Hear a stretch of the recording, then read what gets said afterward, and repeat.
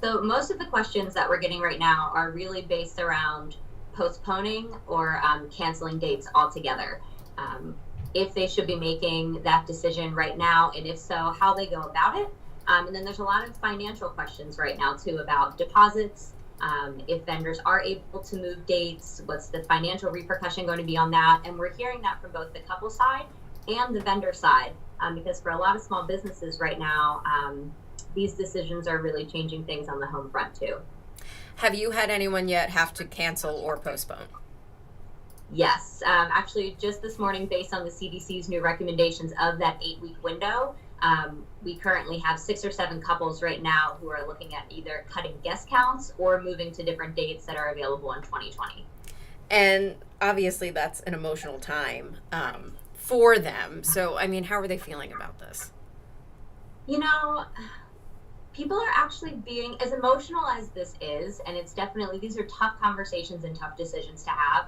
I feel like everybody that we're working with is really looking at this with a positive outlook. It's frustrating, it's scary, it's definitely not what anybody planned for, but they are also using this, as kind of a moment to work together with their partner and come up with the best plan of action, and their families are being supportive and vendors are being super supportive, and we're really just trying to make the best decisions that we can right now.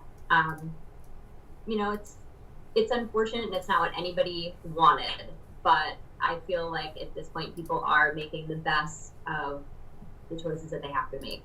Yeah, a little preview of what marriage is like once you're actually married and you have to work through these problems together. I know. The one thing I've said is, you will still be married at the end of the day, no matter what decision you make. We have some couples who are cutting guest counts, some are postponing, some are looking into eloping and throwing a party later. And at the end of the day, you're still going to be married. And on your 10-year anniversary, you can have one heck of a story to tell. So let's talk a little bit about things like postponing. Financially, how does that work? If you've already put X amount of deposits down and all of that kind of stuff. Yes. Now's a great time to read your contracts. So, these might be things that you haven't looked at in a year or more. So pull out your contracts. Every vendor is going to have a little bit of a different policy when it comes to moving dates. But I will say vendors are being really gracious and really helpful right now with moving dates without there being a financial impact. Most times, the money that you have already put down will carry over to another date that vendor has available. The only times that we're seeing things kind of come into play is if you need to cancel with that vendor because they can't make that date work. And in that case, you might be out with the deposit that you have paid, but it really just depends on the contract that you have. A lot of people, I'm in a bunch of wedding groups and all this kind of stuff, and so many people are like, should I buy wedding insurance? What's your feelings on that? So right now, what we're seeing, some of the major carriers of wedding insurance have actually put a hold on issuing policies. So it might be difficult to get coverage right now. Secondly, policies are all very different, but we do have a few couples who have looked into their current policies and pandemics are excluded. So not to say every policy is going to be that way. It'd be best to talk to an insurance advisor on that. But at this point, I'm not sure how much it could actually help you. Yeah, I know I bought my wedding insurance a week after I booked my venue. So I booked mine back in September. And just kind of looking at the policy, unfortunately for me, it seems a little unclear because they have like the act of God clause, which I don't really know what that means. Yeah, that's actually something that a lot of vendors are scrambling with right now. Do you have the right wording or the right verbiage in your contracts to cover something like this? And it's all still kind of up in the air. So it's, like I said, case by case basis with vendors as far as their language, and then insurance policies.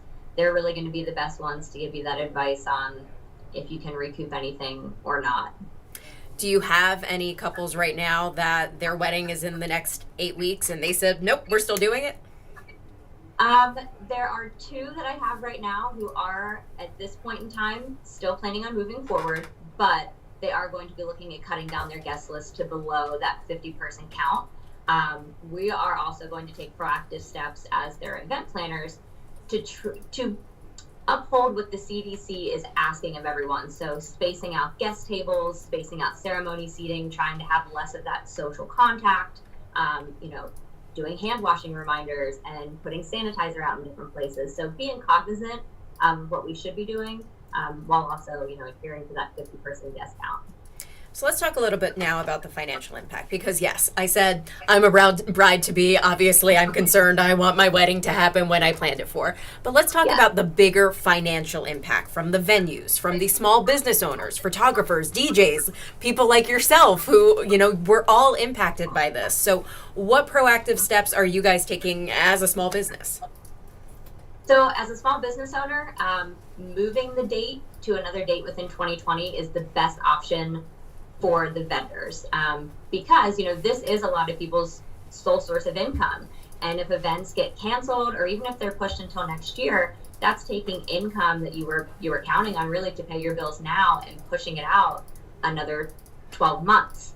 So rebooking for this year is really the best option that we're hoping for. Deposits will carry over. Canceling would really be detrimental to a lot of small business, and not just from the wedding standpoint, but from a lot of these vendors also working corporate events, and we're seeing a ton of corporate events be canceled right now too. I've had florist friends who have lost thousands of dollars just this month in corporate events that have been canceled, and that's really, really detrimental to a small business. So any other way that people can support small business right now is so appreciated. If you are a couple who's looking for a 2021 or 2022 wedding, now is the time to be reaching out and booking vendors, making deposits, because that's going to help sustain this local economy as we move through this. And just kind of as this continues to unfold and stuff like that. So as of right now, we have this 8-week window. That brings us to about May 10th. What should people do if they're in the end of May, June, July section, which it's kind of not clear right now? Yeah, so in the email that I sent to our couples this morning, I said, if you're within the 8-week window, you're a decision maker right now, and you need to act quickly to make a decision, rebook another date, change the date to your guests to let them know what your decision has been. If you are outside of that 8-week window, things are going to still change. The window could be extended, the window could be shorter, but I would say if you are at the end of May or beyond, now's the time to start having conversations with your partner about what your plan B would look like.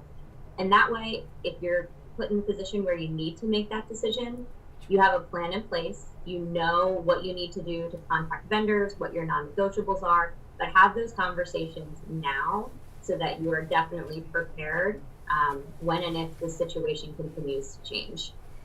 So, moral of the story, everyone just needs to look at their contracts, know what they signed, and it's okay to ask questions because everything may not be so clear right now. No one was planning for a pandemic. Absolutely. This is new to the vendors. It's new for the couples. We are all figuring this out together. Step one, read your contracts and talk to your vendors.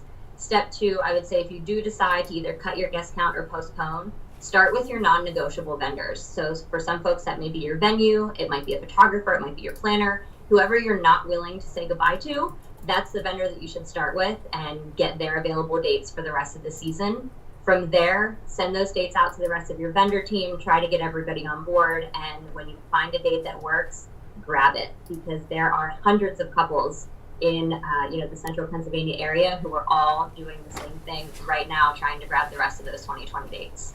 And what would you recommend for people who didn't have an event planner? This is all happening now and they're like, I have no idea what to do. Can they contact you? Can you still help them?